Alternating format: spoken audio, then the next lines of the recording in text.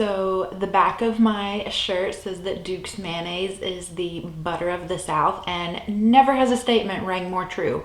And if you don't eat mayonnaise on your grilled cheese sandwiches, then you are just not living your best life, my friends.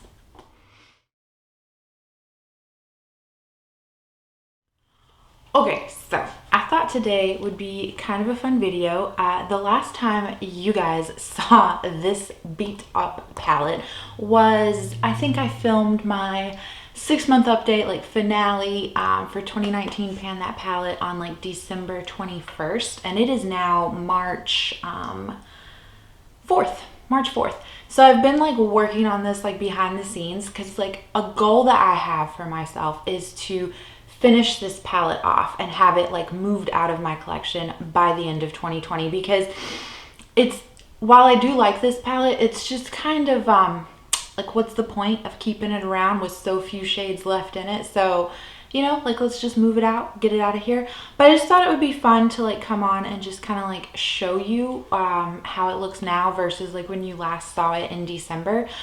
So what I want to do is we will take it all the way back to December right now, and I will show you what it was looking like the last time you saw it.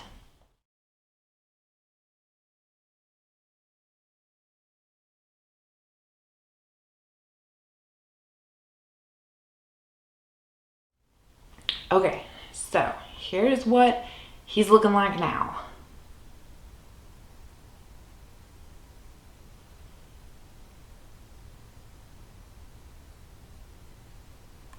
Okay, so we have finished off that pink matte shade Flamingo here.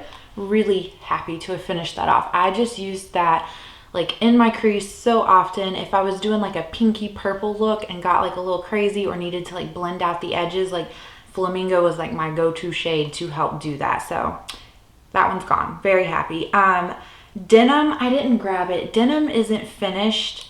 It's in a different palette. It lives in a different palette now. It got frankened with the shade Cyborg from the ABH palette.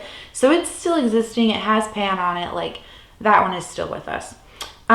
We also finished off the shade Sugar Cookie, which if you'll recall was just like this matte, like light gray shade. Sugar Cookie was by far the most powdery shade that I have ever come into contact with.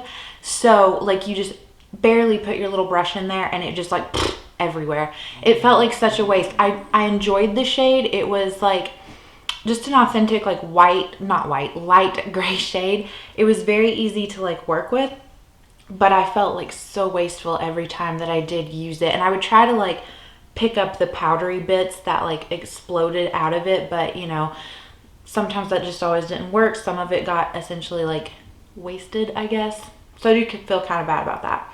I also removed, let's see, this palette, I had decided to take out this shade Mahogany, which was like, if I recall, it was like a dark brown kind of shade. So as I was doing that, because the pans are glued into this palette, so as I was trying to like fool with Mahogany and like dig that one out of there, pop the pan out, I dropped this palette, and so a few of the shades were shattered and they were unsalvageable, like they were on the bathroom floor. So Mahogany was meant to come out, but then in dropping this, I lost, let's see, I lost the shade Copper Pearl. I thought I lost another one, but maybe not. So Copper Pearl was right here, and it was like a just like gold shimmery kind of shade. I'm kind of sad that I like lost that one, but then not really so much, because I do have that shade time and time again in my collection. But it wasn't a shade that like I was happy to use that shade, so I'm like kind of sad that I don't get the enjoyment of like finishing it off within this palette. Peacock was another one. It stayed in the pan. It took a little bit of damage. I don't know if you can kind of see in the corner there, it looks like a little janky, but we're going to continue to work on it. I have expanded the pan on Lotus as well down here. This one is not like my favorite shade. I don't know. It's just a purple, and I guess, I don't know. Maybe I was trying to wear so many pinks and purples, you know, earlier in like January, February, that I'm like kind of falling out of love with them right now. So I'm more into like pinks and oranges right now. I feel like pinks, orange, brown, things like that. And then the other notable change here is that Misty Mauve, we have made quite the progress on that one. This shade, I think the last time you guys saw it, it still had like pretty good, like, I don't know if this side pan existed the last time you saw it. So I really love to use Misty Mauve to deepen up like my outer V. It is like a shimmer shade, but it's very, very pretty. It looks a little, I'm gonna try to build it up. In the swatch, it comes off kind of almost like brown colored, but like actually on the eyes, it reads more of like a gray color. So that's really kind of interesting that there's such a big discrepancy there with it. So yeah, and then the other shade, Peacock, here was a blue shimmer shade, and I had franken that with another blue shimmer shade, and I ended up accidentally like decluttering that when I was going through like single eyeshadows. So that one he's not with us anymore. So all in all, we have, if you count Denim, which Denim lives in a different palette, and I'm happy to keep him there. So I don't really count him in this palette anymore. Like, if that makes sense. Like, if Denim still exists at the end of the year, I won't be mad about that. I really, though, would like to get as much use on these shades. So what I think I'm going to do is if I feel the need to come back to Lotus, I will, but I'm not gonna like bother with that one essentially. I'm gonna leave it in the palette. Like, I'm not gonna get rid of it or anything, just in case I do want to use it more. But I'm not like planning on making any more progress on that shade. I would love to finish off Misty Mauve by the end of the year. And I would potentially love to hit pan on Silver Fox.